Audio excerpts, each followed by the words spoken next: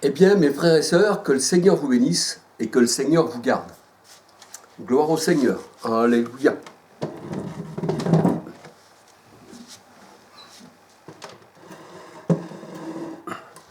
Gloire au Seigneur.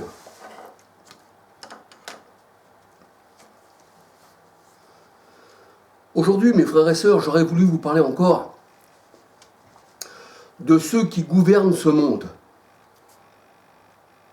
Nous voyons que les guerres n'en finissent pas. Depuis que Caïn a tué Abel, ça n'a pas arrêté. On voit que ce monde, eh bien, c'est un monde de ténèbres en fait. On voit que les gens sont aveuglés par leurs propres choix, leurs propres pensées. Quand on veut s'attirer la gloire, eh bien, on est contre Dieu en fait. Alléluia. Parce que le Seigneur, c'est lui qui nous donne le mouvement et l'être. Sans lui, on ne serait pas de ce monde, puisque c'est le Seigneur qui a créé toutes les créatures qu'il y a sur cette terre. Alléluia. Le Seigneur, il est la vie. Il a donné la vie à tout ce qu'il y a sur la terre. Aussi bien du plus petit microbe, jusqu'à l'homme, jusqu'à l'éléphant, jusqu'aux baleines, jusqu'aux, on va dire, moustiques. Alléluia. Donc, l'Éternel, c'est lui qui donne la vie. Alléluia. Si l'homme se considère comme Dieu, comme dans Ézéchiel 28, on voit que le prince de Tyr dit « Je serai comme Dieu. Je vais m'asseoir sur le siège de Dieu. » Et on voit que le Seigneur, eh bien, rejette le prince de Tyr. Le Seigneur a dit « Tu étais en Éden. » Donc il était en Éden, dans le jardin. Alléluia. Ce prince de Tyr. Ézéchiel 28, verset 13. Ézéchiel 28, 13, et si on lit la suite, alléluia, nous voyons que son orgueil, ce prince de Tyr a dit dans son cœur, je serai comme Dieu, je monterai au-dessus des étoiles de Dieu, un peu comme dans le prince de Babylone, qui disait, je monterai aussi au-dessus des étoiles de Dieu. Eh bien, le Seigneur, il dit, puisqu'il en était ainsi, puisque tu prends la volonté de Dieu, puisque tu prends tes propres volontés pour celle de Dieu plutôt, alors je te jette en bas de ma montagne sainte, et tu ne seras jamais plus rien, et je te livre entre les mains des meurtriers. En face de celui qui va te tuer, diras-tu toujours, je suis Dieu. Donc ce prince de Tyr, eh bien, il n'est plus rien, pas plus que le roi de Babylone. Il n'est plus rien, cet astre brillant, il ne brillait que pour lui-même. Voyez-vous, il faisait voir ses splendeurs, il faisait voir, je veux dire par là, des qualités qui n'existaient pas aux yeux des hommes. Donc c'était un astre brillant. Mais en fait, c'est les ténèbres. Alléluia. Donc nous voyons que la parole de Dieu nous dit que nous sommes sauvés par grâce. Et si c'est une grâce, cela veut dire que ça ne vient pas de nous. Si c'est une grâce, mes frères et sœurs, cela veut dire que ça ne vient pas de nous. Et où? Eh oui, l'assassin, le meurtrier, on va dire dans ce monde, qui devait passer à la chaise électrique, on lui a fait grâce. Donc, il y a quand même là un acte qui fait que il ne méritait même pas cette grâce, mais on lui a fait grâce. Alléluia. Tout dépend de qui devient la grâce. La grâce de Dieu, elle surpasse celle des hommes. Alléluia. Alors on voit que une grâce, c'est une chose qu'on ne mérite pas. La parole de Dieu nous dit, alors que nous étions encore pécheurs, Christ est mort pour nous. Vous voyez de quel amour il nous a aimés, le Seigneur. Alléluia. Des pécheurs. La parole de Dieu, elle dit que ses élus les a ôtés du monde. Je vous ai enlevé parmi les nations. Je vous ai ôté du monde. Je vous ai enlevé des eaux qui représentent le monde. Apocalypse 17, verset 15. Alléluia. Donc, on voit que la grâce, c'est une chose que Dieu nous a faite. Alléluia. Mais que cette grâce ne vient pas de nous. Alléluia. Mais elle vient du Seigneur. C'est pour ça que nul ne peut se glorifier devant Dieu. Le Seigneur m'a gracié de tous les péchés que j'ai faits depuis ma jeunesse jusqu'à ce qu'il me mette à part. Alléluia. Donc on peut dire que le Seigneur, il m'a gracié, il m'a fait une grâce. Alléluia. À moi, Charles, qui ne suis rien, mais qui ne suis qu'un homme, alléluia, parmi les hommes, choisi de Dieu, que pour moi qu'il l'ait choisi, c'est lui. Dans Jean 15, versets 16 à 19, le Seigneur nous a retirés du monde, alléluia, et il nous a fait grâce. Alléluia. Donc, on peut dire que si nous sommes au Christ, c'est pas par nos mérites. C'est pas parce que nous sommes mieux que les autres, mais c'est le choix de Dieu. C'est pour ça que le Seigneur est dit dans Romains 9, j'ai aimé Jacob et j'ai rejeté Ésaü bien avant qu'il ne naisse, bien avant qu'il soit dans le sein de leur mère, bien avant qu'ils connaissent le bien et le mal. Donc, le Seigneur ne nous choisit pas parce qu'on fait le bien. Gloire au Seigneur, on doit le faire. Alléluia, le bien, mais pas le mal. Mais c'est pas parce que nous étions bons que le Seigneur nous a choisis. C'est parce qu'il l'a voulu. Parce que nous sommes des instruments dans les mains de Dieu. Alléluia. Et nous voyons que dans ce monde, il y en a qui pensent être élus du Seigneur. Et ils vous parlent comme ils seraient des disciples du Seigneur. Mais en réalité, quand nous regardons même les grands de ce monde, comme Trump, il se dit un disciple du Seigneur. Et pourtant, nous voyons qu'il y a des centaines de morts, des milliers de morts, qui meurent tous les jours par cet homme. Voyez-vous, cet homme qui fait partie du monde. Nous voyons aussi que la Maison Blanche, ce serait plutôt la maison des ténèbres, eh bien, nous voyons que tous ceux qui sont autour de lui priaient pour lui, mettent la main sur lui.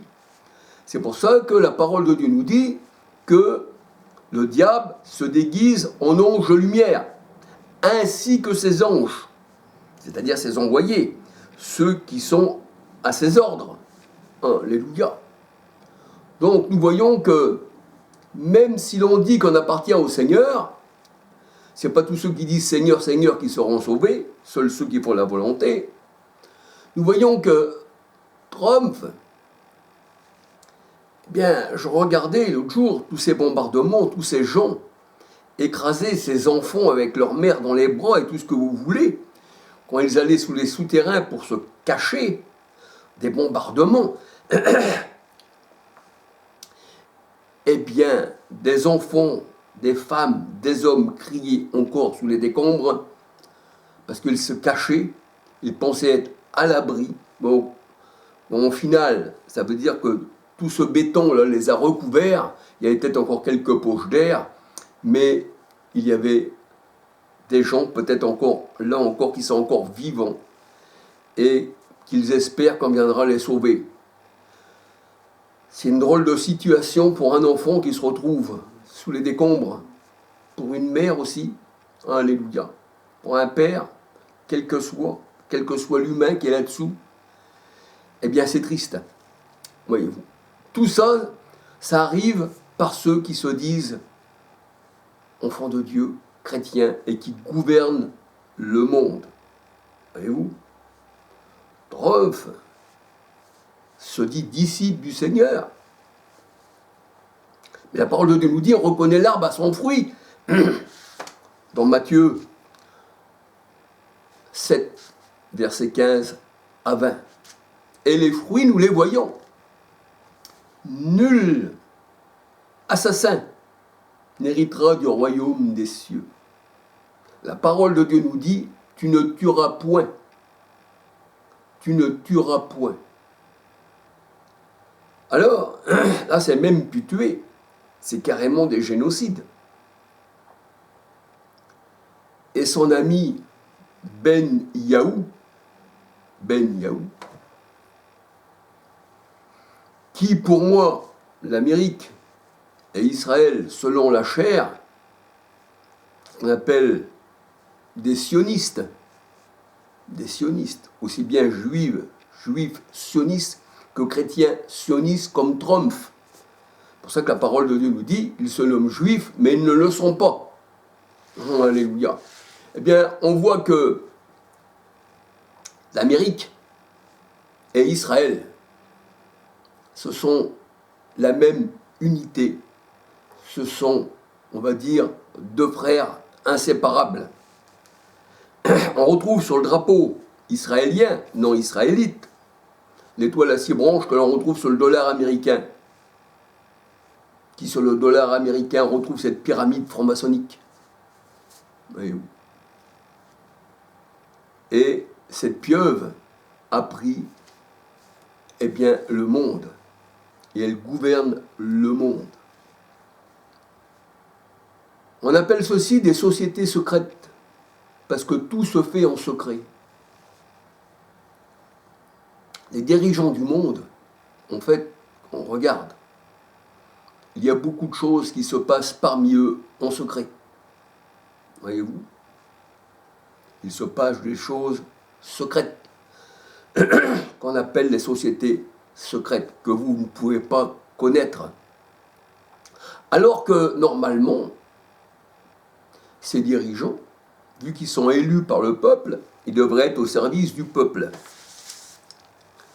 Mais la volonté de Dieu, c'est que le peuple de Dieu a un seul roi, c'est le Christ roi, alléluia. Et le Christ roi, alléluia, eh bien, ne fait pas partie de ce monde.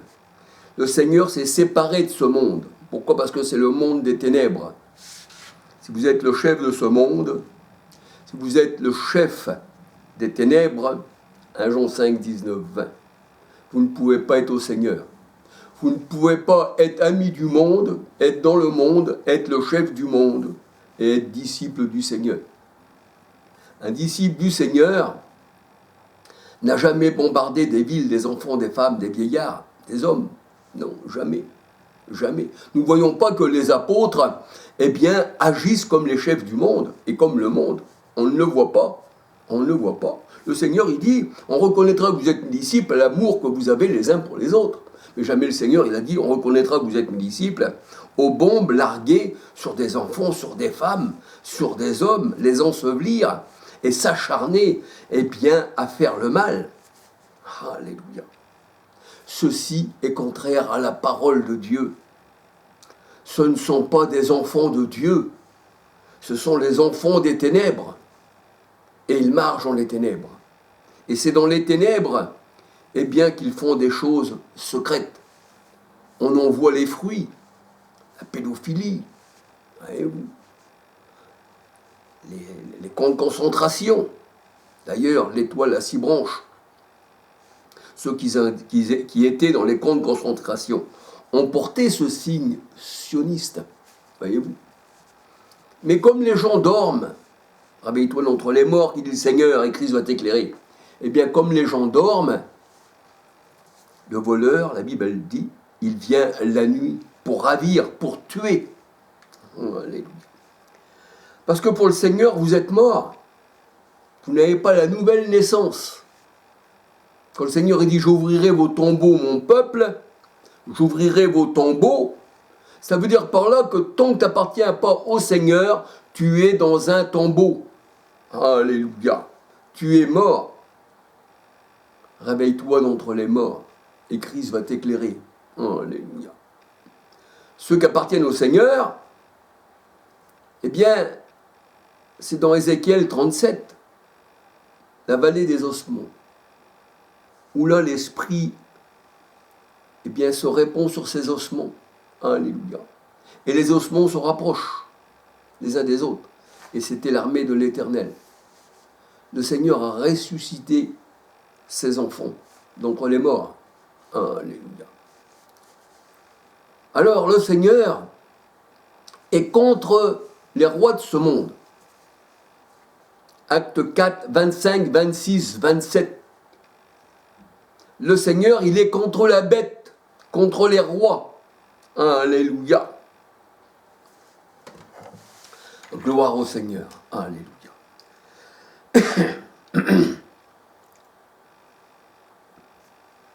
Alors la parole de Dieu nous dit, les choses que Dieu a données en partage à toutes les nations, c'est de se prosterner devant les étoiles, la lune et le soleil. Les hommes se prosternent devant la lune, les étoiles et le soleil. Pas les étoiles, la lune et le soleil qu'on pourrait voir avec nos yeux charnels, non. Parce que le Seigneur, il parle d'une manière spirituelle. Le Seigneur, il dit, à toutes les nations, j'ai donné de se prosterner devant la lune, les étoiles, le soleil. Et nous voyons que la lune, les étoiles, le soleil, dans l'Ancienne Alliance, c'était ceux qui dirigeaient. Dans Genèse 37, versets 9, 10.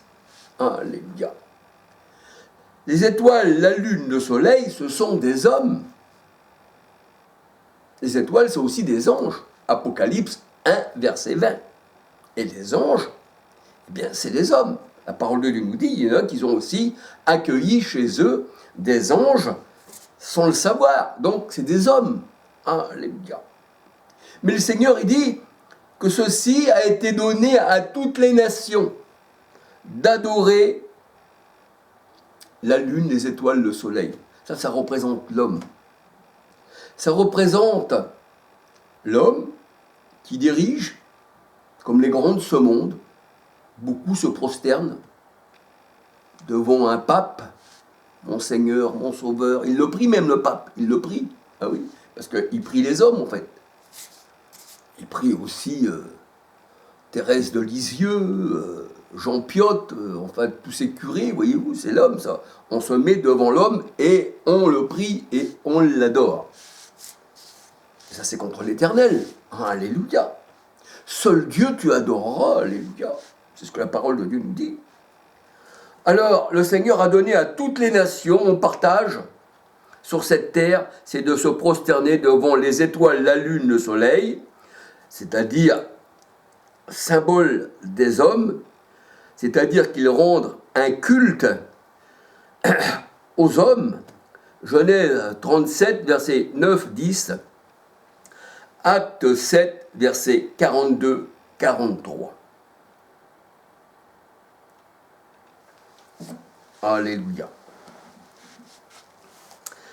La parole de Dieu nous interdit, la parole de Dieu nous interdit de représenter une figure d'un homme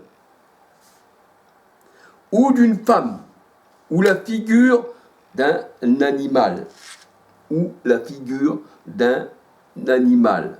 Alléluia. Qui soit sur la terre la figure d'un oiseau. Alors, la figure d'un oiseau, nous savons aussi que les oiseaux, dans la parole de Dieu, c'est ceux qui mangent la semence semée par le Christ. Dans Matthieu 13, versets 4, 18, 19. Matthieu 13, versets 4, 18, 19. Les oiseaux représentent les faux prophètes, représentent ceux qui mangent la semence. Imaginez, vous alliez parler à quelqu'un de la parole de Dieu, selon la parole de Dieu. Quelqu'un va vous écouter, ça m'a souvent arrivé ceci. Et aussitôt que j'avais le dos tourné, il y a quelqu'un qui vient. Il ne faut pas l'écouter, c'est un menteur. Ça, c'est un oiseau qui mange la semence, la parole de Dieu. C'est un faux prophète. Alléluia. Donc, les oiseaux, on ne doit pas faire la figure d'un oiseau qui vole dans les cieux. Pourquoi? Parce que ça représente le diable, ça représente celui qui mange la graine. Celui qui ne veut pas que vous soyez sauvés. Matthieu 13, versets 4, 18, 19. C'est pour ça que le Seigneur, il dit, dans sa parole, les oiseaux ni ne sèment, ni ne moissonnent. Matthieu 6, 28. Ces oiseaux-là, le diable, il ne sème pas, lui, la parole. Et il ne moissonne pas ce qu'il a semé. Parce que le Seigneur dit, ce que tu sèmes, tu le récolteras. Alléluia. Ce que vous semez dans ce monde, pour le Seigneur, vous allez le récolter. Et ce que vous avez semé, eh bien, ça représente votre couronne. C'est pour ça que Paul disait, eh bien, vous êtes ma couronne dans le Seigneur. Alléluia. Matthieu 6, verset 26. Les oiseaux n'amassent le grain, et ni ne moissonnent, ni ne sèment, et n'amassent pas le grain dans leur grenier. Mais le Seigneur, lui, amasse son bon grain dans son grenier. Matthieu 13, verset 30. Le diable est symbolisé par les oiseaux. Alléluia. Et il ne travaille pas pour le Seigneur, il est contre lui. Alléluia. C'est pour ça que la parole de Dieu nous dit, la sagesse qui est Christ est cachée aux oiseaux du ciel. Job 28, versets 20-21, 1 Corinthiens 2, versets 7 à 16. Job 35, verset 11. C'est pour ça que la parole de Dieu nous dit, il est interdit de faire la représentation d'un oiseau qui vole dans le ciel et interdit de faire une figure d'une bête. Parce que les bêtes, ça représente les hommes. Ecclésiaste 3, verset 18. Et Paul a combattu contre les bêtes à Éphèse. 1 Corinthiens 15, verset 52. Les bêtes représentent les rois qui luttent contre l'Éternel. Alléluia. Apocalypse 17, versets 9, 10, 11, 12. Alléluia. Interdit de faire une représentation, le Seigneur nous dit, d'une bête qui rampe sur la terre, c'est-à-dire un reptile qui représente l'homme.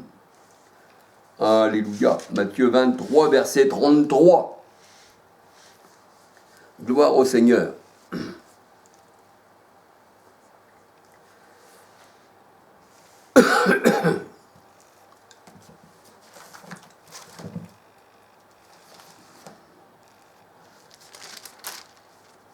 Alléluia.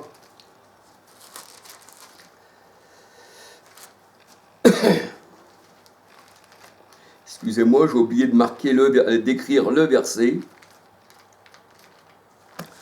C'est l'endroit où il est dit, puisque tu n'as vu aucune figure quand tu étais sur le mont Horeb, alors tu ne te feras aucune figure d'un poisson, d'un oiseau, d'un reptile, d'un quadrupède. C'est ce que nous dit la parole de Dieu. Alléluia. Donc j'ai dû écrire ce verset, j'ai oublié de le marquer, ou peut-être de l'écrire, ou je l'ai mis peut-être plus loin. Alléluia. Alors la parole de Dieu nous dit, ce n'est pas à l'homme de Dieu de se faire dominer par les animaux. Les animaux, ça représente aussi les rois. Alléluia. Et on voit que les compagnons de Daniel ont désobéi au roi lorsque le roi a dit « Vous adorez la statue qui représentait cette statue, les royaumes. » Daniel 3, 18. « Sache au roi que nous n'adorerons pas cette statue. » Alléluia. Alors ce n'est pas à l'homme de Dieu de se faire dominé par les animaux. Apocalypse 17, 15. Alléluia.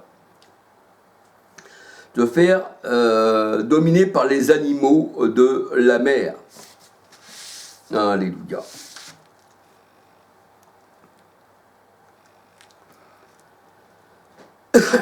Genèse 1, verset 20 à 28. Alléluia. Habakkuk 1, verset 14, 15, 16, 17. Alléluia. Les animaux de la mer. Genèse 1, 27, 28. Alléluia. Genèse 2.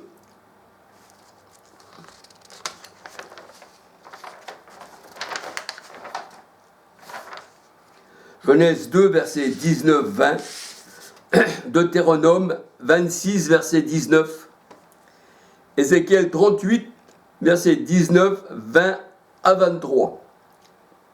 Je vous donne quelques références bibliques, si vous faites quelques études, alléluia. Alors la parole de Dieu nous dit que les nations sont des reptiles, sont des serpents, et elles lèchent la poussière. Comprenez bien, elle lèche la poussière. Elle lèche la poussière. Et l'homme est né de la poussière. Tu es poussière, tu retourneras à la poussière. Et là, eh bien, les nations lèchent la poussière. Quand elle lèche la poussière, ça veut dire qu'elle lèche. On veut dire, elle fait des courbettes devant l'homme. Elle aime l'homme haut élevé. Elle a voté pour cet homme. Elle aime la poussière. Elle le divinise. Alléluia. Et elle lui dit, eh bien, tu es un Dieu. Et on va voir que Paul et Barnabas, c'est ce qui leur est arrivé, en fait. Ils étaient divinisés, alléluia, par les gens de Lystre. On va voir ça plus loin. Alléluia. Donc, les nations lèchent la poussière comme le serpent. Michée 7, versets 15, 16, 17. Psaume 72, verset 9. C'est pour ça que tu ne dois pas faire d'un animal qui rampe sur la terre, d'un reptile, d'un serpent. Alléluia. Psaume 72, verset 9. Matthieu 23, 33. Genèse 3, verset 1, 14. Le serpent lèche la poussière tous les jours de sa vie. Ésaïe 65, verset 25. Sophonie 1, verset 3. Le serpent lèche la poussière. Alléluia. L'homme est né de la poussière et il retourne à la poussière. Genèse 2, verset 7. Et celui qui adore l'homme charnel, né de la poussière et qui retourne à la poussière, eh bien celui-ci n'hérite pas du royaume des cieux. Alléluia.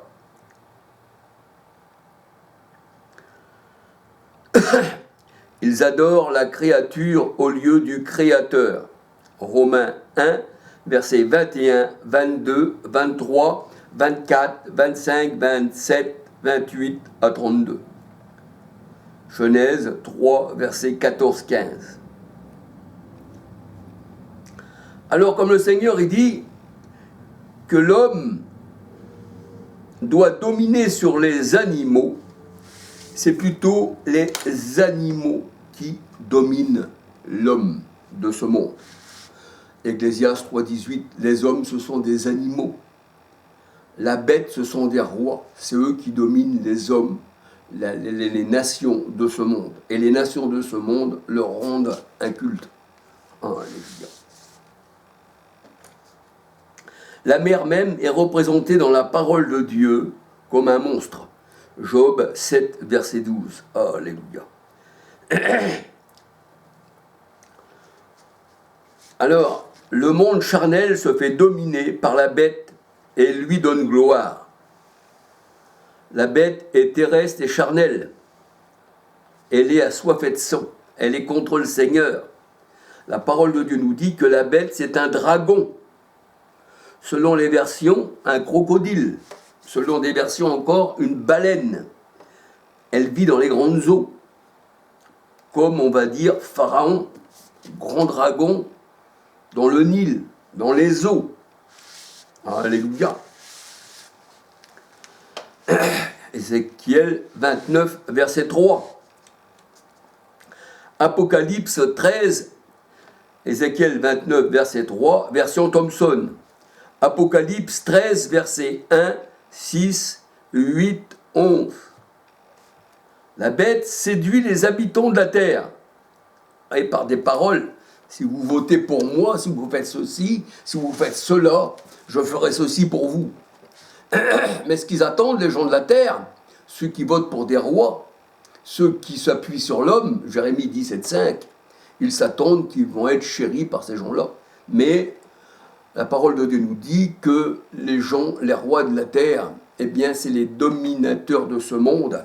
Et c'est un bâton qui tombe sur les habitants du monde, qu'ils ont choisi, eh bien, comme chef. Alléluia. Ces gens-là les emmènent à la mort, à la ruine, à la famine. Alléluia. Et nous voyons ça encore en ce moment. Alléluia. Elle séduit les habitants de la terre. Apocalypse 13, versets 14, 15, 16, 17. Alors, on peut voir pour le dragon, les rois de la terre, le diable appelé Satan, donc les rois de la terre. Apocalypse 17, versets 9, 10, 11, 12, 13. Alléluia. On peut voir Thomson, on peut voir aussi,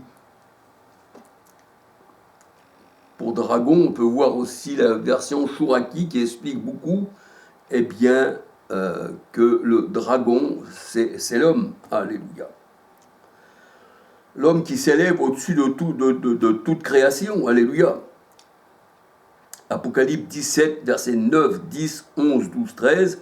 Apocalypse 12, versets 3, 4, 6, 7, 8, 9, 10, 12, 13, 15, 16, 17.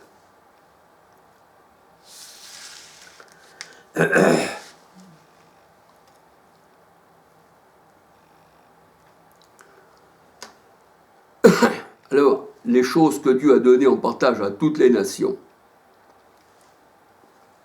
Deutéronome 4, 19, 20. Mais à vous, le Seigneur ne le permet pas, nous dit la parole de Dieu. Ça veut dire que nous, enfants de Dieu, le Seigneur ne nous permet pas d'adorer le soleil, la lune, les étoiles. Alléluia. Alors, je vais vous parler du dragon. Alléluia. Jérémie 51, 34. Jérémie 51, 34.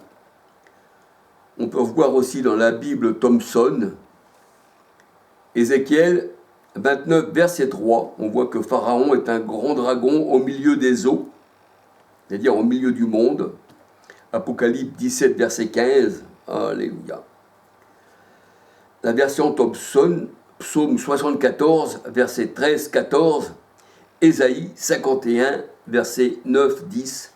Et Ésaïe 27, verset 1. Aucun homme de Dieu, aucune femme du Seigneur ne doit se prosterner devant une créature, devant un homme. C'est ce que disait Pierre quand il est rentré dans la maison de Corneille, qui voulait se prosterner aux pieds de Pierre. Relève-toi, moi aussi je suis un homme. Acte 10, versets 25-26. Alors dans Acte 14, versets 8 à 18, les gens de Lystre, eh bien, on peut dire, prennent Paul et Barnabas pour des dieux en fait. Les gens de Lystre représentent ceux qui adorent, eh bien, les papes, les religieux aussi. Alléluia, ceux qui adorent les hommes, la créature à la place du Créateur. Alléluia. Et on voit que Paul et Barnabas incitent les gens, alléluia,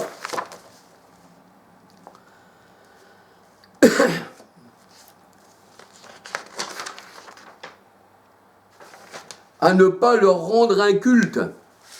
À ne pas leur rendre un culte. Paul et Barnabas ne veulent pas recevoir un culte. D'ailleurs, eux-mêmes, ils le disent. Si vous voulez rendre un culte, rendez-le à celui qui est le Très-Haut, le Seigneur de toute la terre qui a tout créé. Alléluia. Et malgré tous ces dires, malgré tout cela, il était très difficile aux gens de Lystre de leur faire comprendre qu'il ne fallait pas rendre un culte à l'homme, en fait. Alléluia. À Dieu seul tu rendras un culte. Acte 14, verset 15-18.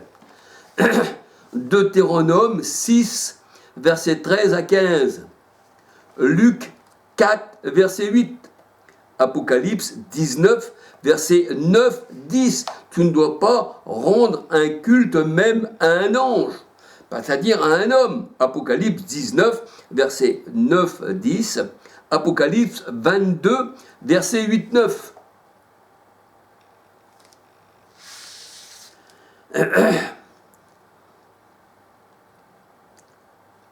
La parole de Dieu nous dit, ceux qui sont élevés par les hommes, un peu comme Saül, le roi Saül, il a été élevé par les hommes. Ils ont rejeté l'Éternel pour un homme. Ils voulaient être comme toutes les nations. Et ils ont élevé un homme à la place du Seigneur. Ils ont pris cet homme pour un Dieu. Ils voulaient qu'il soit sur eux. On peut regarder dans 1 Samuel 8. Alléluia. Verset 5, si on lit tout le chapitre, nous voyons qu'ils ont rejeté l'Éternel. Et la parole de Dieu nous dit que ceux qui sont élevés parmi les hommes sont en abomination au Seigneur. Luc 16, verset 15. Luc 16, verset 15. Malheur à l'homme qui se confie dans un homme, mais heureux celui qui se confie dans l'Éternel. Jérémie 17, 5. Alléluia. Voici ce que dit l'Écriture. Matthieu 23, versets 4, 5 à 35.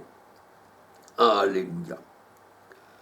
L'Écriture dit pour les faux conducteurs, comme les pharisiens, qui sont le symbole de tout ce qui égare le monde, en fait. Alléluia. Eh bien, la parole de Dieu nous dit, il lit des fardeaux. Matthieu 23, versets 4, 5 à 35. Il lit des fardeaux pesants et les met sur les épaules des hommes. Mais ils ne veulent pas eux-mêmes remuer du doigt, qu'ils ne veulent pas eux-mêmes remuer du doigt. Ils font toute leur action pour être vus des hommes. Ils font toute leur action pour être vus des hommes. Ils aiment bien se présenter. Ils font des actions, ils aiment bien qu'on voit leur action pour être vus des hommes. Mais si les hommes iraient un peu plus loin, s'ils chercheraient leurs actions, ils verraient qu'ils ont abandonné les commandements de Dieu pour leur tradition. Dans Marc 7, 6 à 23. Leur cœur n'est pas circoncis. Leur cœur, c'est de là que vient le mal. Ça vient d'eux-mêmes. Alléluia. Ça vient d'eux-mêmes le mal. Ça vient de leurs pensées. Alléluia. Qui sont en adversion au Seigneur. Matthieu 16, versets 20 à 23. Alors ils mettent un joug sur les épaules des hommes qu'ils ne veulent pas remettre eux-mêmes du doigt. Ils font toute leur action pour être vus des hommes. Ainsi, ils portent de larges phylactères. Phylactères, c'est ce qui représentait la loi de Moïse. Ils avaient ça sur le front comme un carré, là, et sur le bras gauche. Mais il ne suffit pas de l'avoir sur le front ou sur le bras gauche. Il faut avoir les commandements de Dieu dans ton cœur. Tu peux avoir la parole de Dieu, tu peux avoir les saintes écritures, tu peux même les regarder, tu peux même les sonder, mais si elles ne sont pas vivantes dans ton cœur, tu perds ton ton. Hébreux 8, versets 10 à 13. Alléluia. Le Christ dans nos cœurs, c'est ça en fait. Alléluia. Alors, il faisait tout, il faisait de larges phylactères, alléluia, eh bien pour, on va dire, se faire voir des hommes. Et ils ont de longues franges à leurs vêtements. Ils aiment les premières places. Ah oui, ils aiment les premières places dans ce monde. Président, Premier ministre, chef des armées, c'est le président en fait. Mais enfin, ministre de l'Intérieur, ministre de la Culture, vous savez, ils ont inventé pas mal de choses pour pouvoir être bien classés. Et ensuite, vous avez tous ceux qui sont là derrière, voyez-vous, qui sont aux ordres. Ils sont aux ordres de ceux qui tuent, en fait. Si on leur dit de tuer, ils vont tuer. Voyez-vous, et ils se disent chrétiens. Ah oui, ils se disent chrétiens. Ah oui, des chrétiens démocrates, des chrétiens comme Trump, comme ceux qui sont autour de Trump. Tous ceux-ci, ce sont des faux chrétiens, ce sont des hommes terrestres, charnels, qui n'ont pas l'esprit, qui font des divisions, justement, pour pouvoir assassiner, tuer, massacrer tout ce qui vit, en fait. Parce que tout ce qui vit, quand on dit tout ce qui vit, dans les champs, ils mettent aussi du pesticide. Ils vous mettent des chemtrails au-dessus de la tête, c'est-à-dire des épondages par les avions qui vous laissent des traînées blanches. Vous respirez ça toute la journée. Les eaux sont polluées, les rivières polluées. Et tout ça, c'est en combinaison avec toutes les rois de ce monde pour pouvoir éliminer le monde, voyez-vous. La piqûre ne va pas assez vite, donc il faut... Et les gens, quand même, vont quand même dans les urnes. Ils savent qu'ils sont comme ça, pédophiles, tout ce que vous voulez, mais ils retournent, ils en redemandent. Donc il n'y a plus d'espoir. Noir c'est noir, comme disait Johnny Hallyday, qui était aussi un franc-maçon. Alors ils aiment les premières places dans les festins. Luc 14, versets 8-9. Alléluia. Luc 14, versets 8-9 à 14. Ils aiment à être salués sur les places publiques. Et sur les places publiques, ils ont même leur statut sur les places publiques. Et ils aiment à être salués. Qu'on les appelle rabbi, qu'on les appelle maître, qu'on les appelle monseigneur, qu'on les appelle excellence. Et on s'agenouille et on se prosterne jusqu'à terre devant l'homme. Alléluia. Mais le Seigneur ne veut pas qu'on se prosterne devant l'homme. Un seul roi et maître. Un seul, c'est celui qui a tout créé. Alléluia. Gloire au Seigneur. Gloire à celui qui nous a donné la vie et qui veille sur nous comme le bon berger. Alléluia. Ils aiment à être salués dans les places publiques, à être appelés par les hommes, qui les ont élus, rabbi, c'est-à-dire maître. On peut dire en fait que c'est vrai que ces hommes sont leurs maîtres, parce que c'est eux qui dominent. C'est ceux qu'ils ont élus dans des votes et qui dominent le monde, et que le monde appelle bienfaiteurs. Alléluia.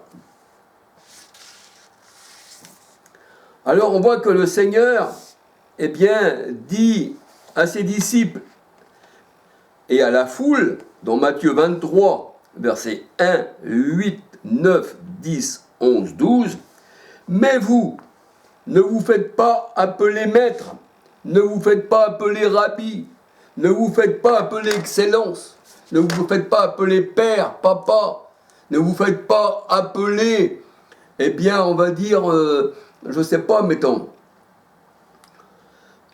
chef. Parce que tout ce qui prend le nom de chef, on va dire, de domination, eh bien, ça veut dire par là que vous surpassez les autres. Mais le Seigneur, il dit que le vrai serviteur, c'est celui qui sert les autres. Alléluia. Matthieu 23, versets 1, 8, 9, 10, 11, 12. « Mais vous ne vous faites pas appeler rabbi, car un seul est votre maître. » C'était le Christ, alléluia. « Car vous êtes tous frères. N'appelez personne sur la terre votre Père, votre Saint-Père, je dirais. Car un seul est votre Père, c'est celui qui est dans les cieux. Ne vous faites pas appeler président ou directeur.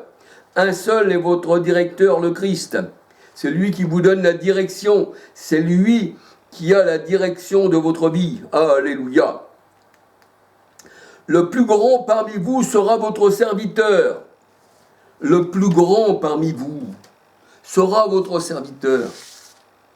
Vous votez pour un homme, Jérémie 17,5, malheur à l'homme qui se confie dans un homme. Vous votez pour un homme, vous croyez qu'il va être votre serviteur, mais c'est vous qui êtes le serviteur de cet homme.